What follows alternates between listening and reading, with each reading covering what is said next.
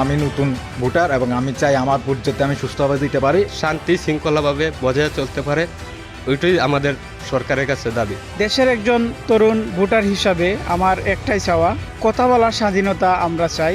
রাজনৈতিকবিদরা যেভাবে আমাদেরকে মিথ্যা আশ্বস্ত দিয়ে ভোট নিয়ে গিয়ে আমাদেরকে আর কোনো খোঁজখবর রাখেন নাই, সেরকম যাতে আমাদের সাথে আর না হয়। আমরা শিক্ষা প্রতিষ্ঠানে পড়াশোনা করব, আমরা চাকরি করব, সেখানে যাতে দুর্নীতি না হয়, সেখানে যাতে সমবন্টন হয়। পর্যটন এলাকার যেহেতু সুন্দর করতে হইব, খালি শ্রীমঙ্গল নয়, শুধু সারা বাংলাদেশেই এর একটা প্রতিশ্রুতি দিতে হইব যে সারা বাংলাদেশের উন্নতি করার।